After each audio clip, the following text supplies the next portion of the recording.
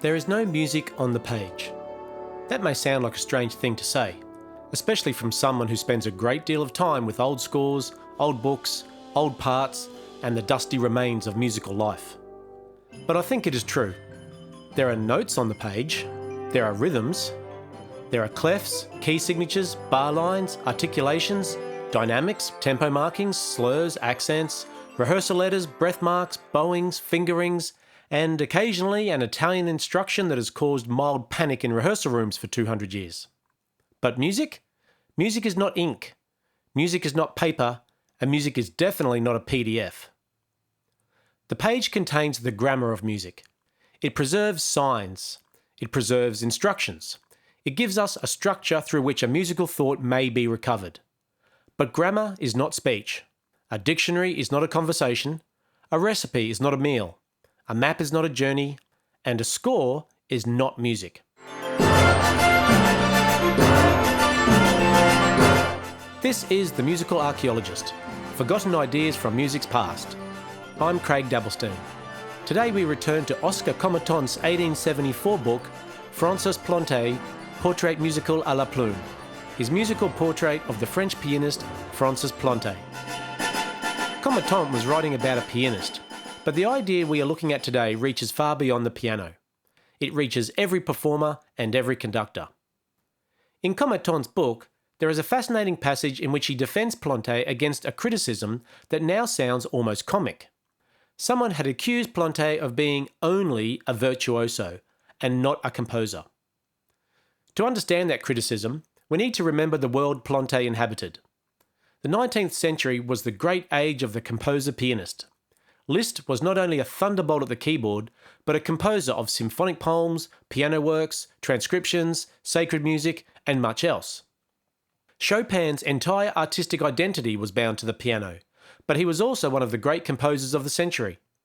Thalberg, Hummel, Rubinstein, Gottschalk, and many others stood before the public not merely as performers, but as creators of the very music they played.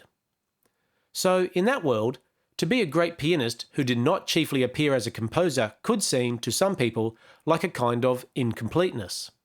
Only a virtuoso. Only a performer. Only the person who takes the silent works of Bach, Handel, Rameau, Haydn, Mozart, Beethoven, Mendelssohn, Weber, Chopin and Liszt and makes them audible again. Comettant is not impressed by this criticism. He argues that the performer who does not compose is not necessarily a lesser artist. Such a performer may be more free to serve the whole world of music. The composer-performer is often absorbed in his own works, his own style, his own school. But the interpreter may devote himself, fingers and soul, to all composers and all schools whose works deserve to be heard. And then Comettant says something profound. Without these performers, the works of the masters would die, so to speak, with them. That phrase is the heart of this episode. Music can die while the page survives. It can sit on a shelf. It can be catalogued, archived, scanned, digitised, indexed, and preserved in climate-controlled respectability, and still be dead. Because preservation is not the same as life. A preserved score is not yet a living musical act. It is a possibility, a set of clues, a body waiting for breath. Dr David Whitwell, conductor, musicologist, and one of the most passionate advocates for the living nature of music, says, "Music is a verb." That is a small sentence, but it contains an entire philosophy. Music is not merely an object. It is not simply a thing that sits on a shelf, or lies printed on a page, or waits patiently in a catalogue. Music is something done. It happens. It moves through time. It requires breath, gesture, intention, risk, and human presence. A score may preserve the grammar, but only performance restores the action. This is where the interpreter enters. The performer looks at the page and says, "This was once sound. This was once breath, gesture, tension, release, wit, grief, dance, prayer, ceremony, theatre, argument, and memory. This mattered to someone, and it may matter again. The performer's task is not merely to obey the page, it is to understand what the page is trying to preserve. That is why the old idea of interpretation is so important. Today, we sometimes speak as if interpretation means personal freedom.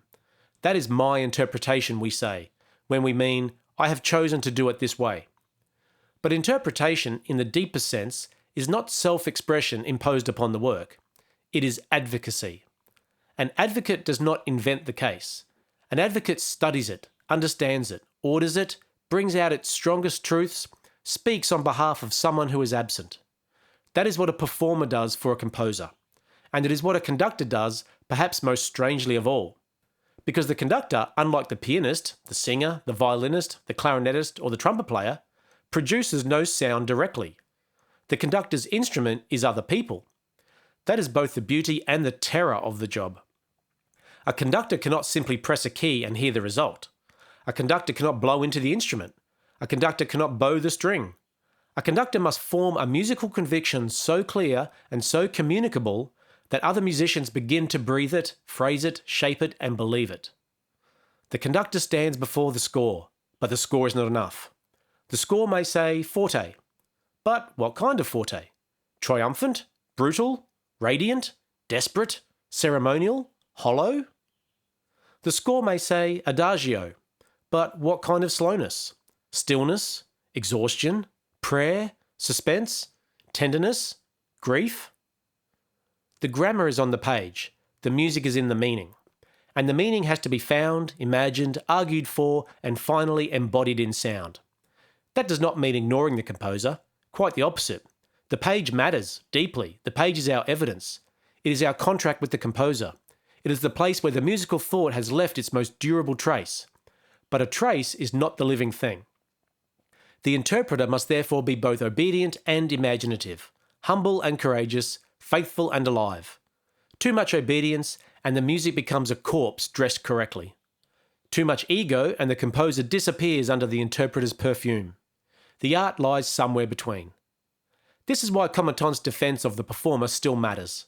He reminds us that performance is not secondary to music history. It is music history becoming audible. The scholar can identify the piece. The editor can prepare the text. The publisher can print the score. The archivist can preserve the parts. All of that is essential. But until someone plays, the music remains in waiting.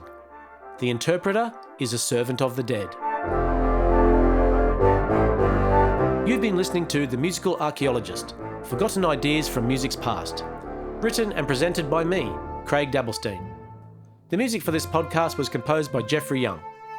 The Musical Archeologist is one of many projects from Maxime's Music, dedicated to recovering forgotten music, forgotten writings, and forgotten musical worlds. Thank you for listening.